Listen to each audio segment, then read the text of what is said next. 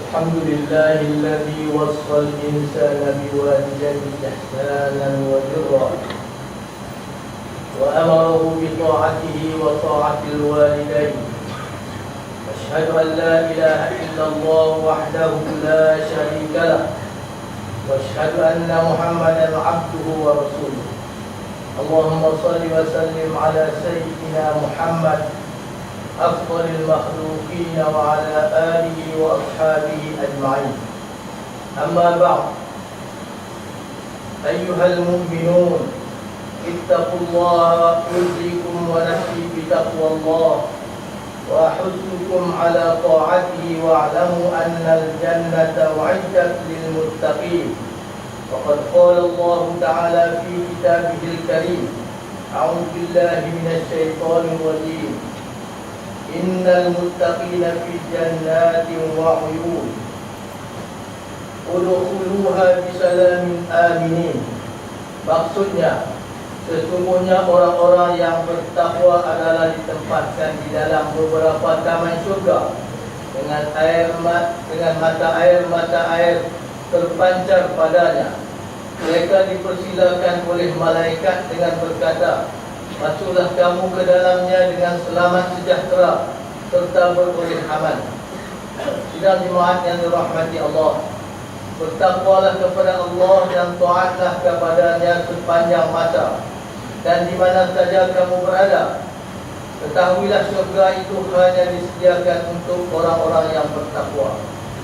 Sidang jemaat yang berbahagia, salah seorang model bapa terbaik yang patut kita contohi di dalam mendidik anak-anak ialah Luqmanul Hakim. Jika kita jadikan Luqmanul Hakim sebagai teladan dalam mendidik anak-anak, insya-Allah anak-anak kita akan menjadi anak soleh. Mereka akan mentaati Allah dan Rasulnya, berbuat baik kepada ibu bapa, mengasihi sesama manusia, dan tahu apa yang patut mereka buat dan apa yang tidak patut dilakukan. Tahukah tuan-tuan siapakah Luqmanul Hakim? Sebenarnya Luqmanul Hakim ialah seorang lelaki berkulit hitam yang hidup di zaman Nabi Ayub alaihissalam dan sempat juga di zaman Nabi Daud alaihissalam. Nama sebenarnya ialah Luqman bin Ba'ura. Ibnu Katsir menyebutkan nama sebenarnya ialah Luqman bin Anfa Ibnu Salul. Beliau adalah anak kepada saudara perempuan Nabi Ayub. Terdapat juga riwayat bahawa beliau adalah anak kepada ibu saudara Nabi Ayub. Beliau hidup sehingga zaman Nabi Daud alaihissalam dan baginda Nabi Daud pernah mengambil ilmu daripadanya. Luqmanul Hakim seorang yang hebat kerana Allah mengerniakan kepadanya kepintaran akal, ilmu pengetahuan. Walaupun beliau bukan Nabi, tetapi beliau seorang yang bijaksana. Sebab itulah beliau digelarkan Al-Hakim, iaitu seorang yang bijaksana. Ketika ditanyakan suatu persoalan, siapakah sejahat-jahat manusia? Beliau menjawab, sejahat-jahat manusia ialah seorang yang orang ramai mengetahui kejahatannya, tetapi dia tidak mempedulikannya. Sidang jemaat yang dirahmati Allah, walaupun Luqmanul Hakim seorang yang berkulit hitam, tetapi dia adalah seorang yang putih akhlak dan pribadinya. Kebijaksanaan adalah kehebatannya. Demi kasih sayang terhadap anak yang dikurniakan Allah kepadanya, menyebabkan dia mendidik anaknya menjadi anak yang soleh, yang taatkan Allah dan ibu bapa, di samping berakhlak mulia sesama manusia. Jika kita merujuk surah Luqmanul Hakim, surah Luqman, maka kita akan mendapat panduan yang jelas bagaimana Luqmanul Hakim mendidik anaknya. Jika kita seorang bapa, alangkah beruntungnya kita kalau dapat mencontohi Luqmanul Hakim dalam mendidik anak-anak. Dengan nada kasih sayang, beliau berpesan kepada anaknya supaya tidak mensyirikkan Allah, kerana syirik itu adalah kezaliman yang terbesar. Pesanannya dirakamkan pada ayat 13 surah Luqman. A'udzu billahi minasyaitonir rajim. وإذ قال لقمان لابنه وهو يعظه يا بني لا تشرك بالله إن الشرك لظلم عظيم.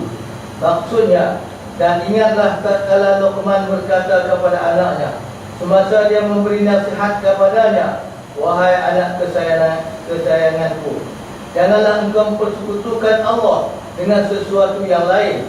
Sesungguhnya perbuatan syirik itu adalah satu kezaliman yang besar. Sidang jemaah yang dirahmati Allah, persoalan akidah adalah perkara pokok yang wajib diberikan penekanan oleh ibu bapa dalam mendidik anak-anak. Tidak ada gunanya kita mendapat anak-anak yang cerdik dan berjaya dalam pelajaran dan kehidupan, tetapi rapuh atau rosak akidahnya. Kerosakan akidah boleh berlaku apabila seorang itu mensyirikkan Allah atau menafikan syariat Allah. Oleh itu, ibu bapa hendaklah senantiasa dibayangi perasaan bimbang dan khawatir sekiranya anak-anak mereka terlibat dengan aktiviti-aktiviti serta fahaman-fahaman yang boleh merosakkan akidah, seperti terpengaruh dengan fahaman Syiah, terikut-ikut dengan amalan agama lain, dan ragu-ragu terhadap ajaran Islam yang lengkap dan menyeluruh. Disebabkan keraguan yang melampau terhadap kemurnian agama Islam, tidak mustahil anak-anak yang rapuh akidah akan mempertikaikan sebahagian ajaran Islam yang mereka anggap menyusahkan aktiviti kehidupan mereka, sedangkan sebenarnya tanggapan mereka itu salah sama sekali.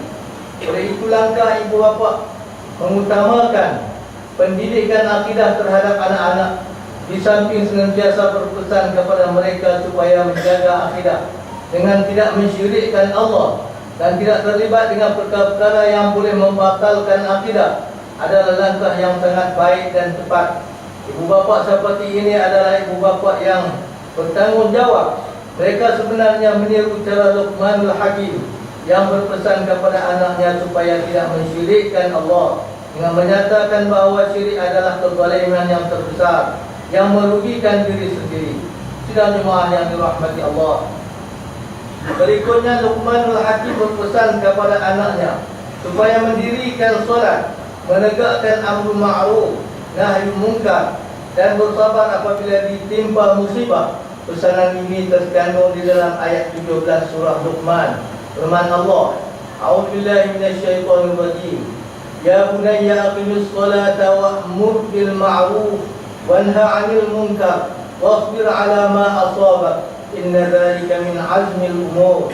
Maksudnya, wahai anak kesayanganku, dirikanlah sembahyang dan suruhlah berbuat kebaikan serta melaranglah dia dari melakukan perbuatan yang mungkar, dan bersabarlah atas segala bala bencana yang menimpamu.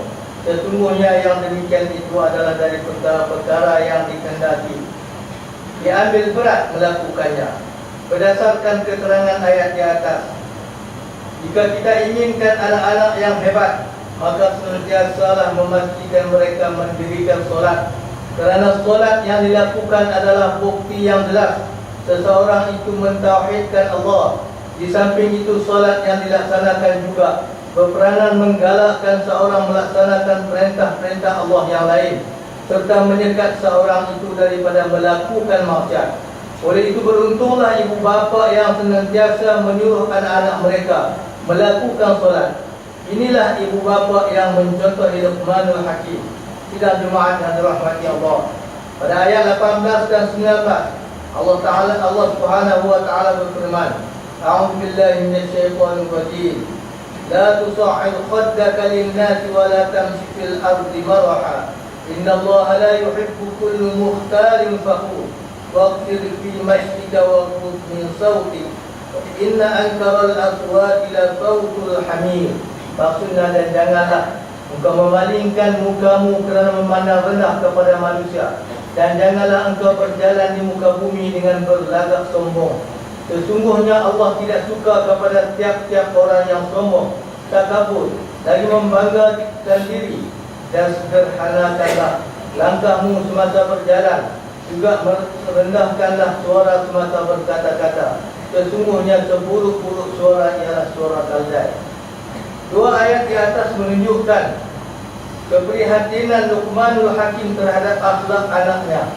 Justru dia melarangkan anaknya berlagak sombong sesama manusia. Antara tanda sombong ialah tidak memandang manusia apabila bercakap atau memalingkan muka sejak dari awal lagi, kerana mengelakkan diri daripada individu tertentu, dan juga berjalan dengan cara luar biasa yang jelas menunjukkan kesombongan. Luqman juga berpesan kepada anaknya supaya melangkah sederhana semasa berjalan, iaitu tidak terlalu perlahan dan tidak terlalu laju. Ini kerana berjalan terlalu perlahan menunjukkan kelemahan, manakala berjalan terlalu laju menunjukkan kegopohan dan meniru langkah syaitan. Sidang jemaah yang dirahmati Allah, sesiapa saja yang menjadi ibu bapa, marilah kita mensyukuri nikmat Allah, nikmat anak-anak yang dikurniakan oleh Allah kepada kita. Ingatlah, mereka adalah amanah Allah kepada kita. Di hari akhirat nanti kita akan ditanya tentang amanah ini. Justru janganlah kita mengabaikan tanggungjawab yang sangat berat ini. Ingatlah bahawa pendidikan agama dan akhlak adalah aspek yang perlu menjadi keutamaan dalam mendidik anak-anak. Jika aspek ini diabaikan dengan hanya memberi tumpuan kepada pendidikan akademik semata-mata, kita mungkin hanya mendapat anak-anak yang pintar dalam bidang yang dipilih, serta dapat menjawat jawatan tinggi atau berupaya menjana pendapatan lumayan, tetapi mereka menjadi individu yang muflis. Mereka menjadi individu yang muflis agama dan akhlak. Dari segi jangka masa panjang mereka akan rugi, dan ibu bapa juga turut menanggung rugi kerana gagal membentuk anak-anak yang soleh dan beragama.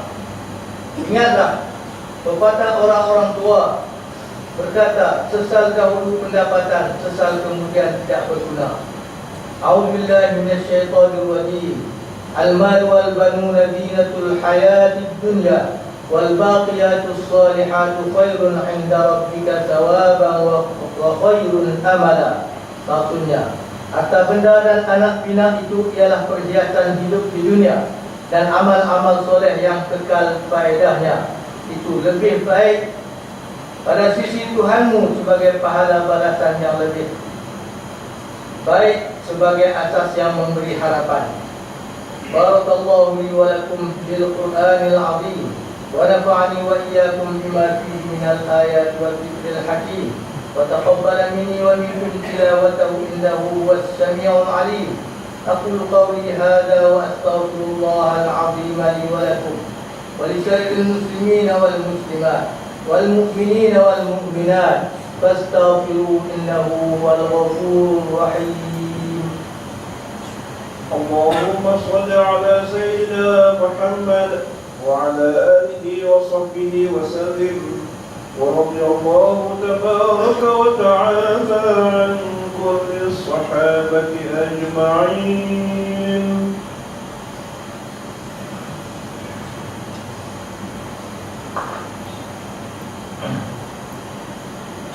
Alhamdulillah alladhi anzala ala 'abdihi al-kitaba wa lam yaj'al lahu 'iwaja qayyiman liyunzira ba'san shadidan min ladunhu wa yubashshira al-mu'minina alladhina ya'maluna as-salihat anna lahum ajran hasana. Asyhadu an la ilaha illallah wahdahu la syarika lah wa asyhadu anna Muhammadan 'abduhu wa rasuluh. Allahumma shalli wa sallim ala hadzal nabiyyil karim wa ala alihi wa ashabihi ajma'in. Amma ba'du, fa ya ikhwanal muslimin, ittaqullaha subhanahu wa ta'ala haitsu ma kuntum wa'lamu anna Allaha bima ta'maluna basir. Sidang jemaah yang dirahmati Allah, sekali lagi saya berseru diri saya dan tuan-tuan para jamaah sekalian, marilah kita sama-sama pertingkatkan iman dan takwa kita kepada Allah subhanahu wa ta'ala, walaupun di mana kita berada, kerana sesungguhnya Allah subhanahu wa ta'ala itu maha mengetahui dan maha melihat segala perbuatan dan amalan kita, sama ada zahir maupun batin. Mudah-mudahan kita sentiasa berada di dalam rahmat peliharaan Allah subhanahu wa ta'ala. Amin ya rabbal alamin. A'udzu billahi minasyaitonir rajim. Inna Allaha wa malaikatahu yusholluna 'alan nabi.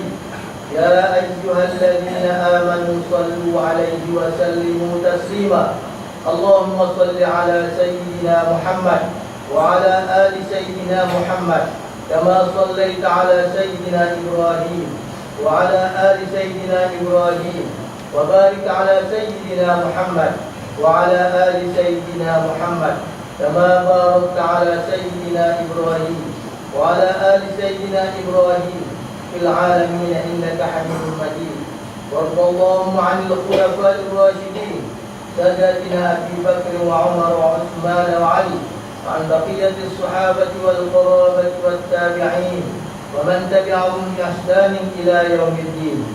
اللهم اغفر للمؤمنين والمؤمنات والمسلمين والمسلمات الأحياء منهم والأموات إنك سميع قريب مجيب الدعوات وقاضي الحاجات. ربنا اغفر لنا ولإخواننا الذين سبقونا بالإيمان ولا تجعل في قلوبنا غلا للذين آمنوا ربنا إنك رؤوف رحيم. اللهم إنا نسألك أن تؤيد الإسلام والمسلمين وأن تعلي بفضلك كلمة الحق والدين وأن تشمل بعنايتك وتوفيقك مولانا الملك المعتصم بالله وحفظ الدين سلطان حج عبد الحليم معظم شاه إلا المرحوم سلطان بدر شاه. اللهم امنحه الرشاد ووفقه للسداد وأصلح به العباد والبلاد واجعل التقوى له خير ذات إنك رؤوف رحيم جواد يا لطيفا بالعباد يا أرحم الراحمين. اللهم أعز الإسلام والمسلمين وأذل الشرك والمشركين وأهلك أعداءك أعداء الدين. اللهم أهلك الكفرة والمبتدعة واليهود والنصارى والمشركين الذين يصدون عن سبيلك ويقاتلون أولياءك. اللهم خالف بين كلمتهم وشتت شملهم وفرق جمعهم وزلزل أقدامهم وكل حدهم ونكس أعلامهم ورد كيدهم على نحورهم وأنزل فيهم بأسك الذي لا ترده عن القوم المجرمين. اللهم انصر إخواننا المجاهدين في فلسطين. اللهم انصر إخوان المجاهدين في العراق. اللهم انصر إخوان المجاهدين في سوريا. اللهم انصر إخوان المجاهدين في سبيلك في مصر. اللهم انصر إخواننا المجاهدين في كل مكان وفي كل زمان وأصلحهم وأصلح ذات بينهم وانصرهم على عدوك وعدوهم.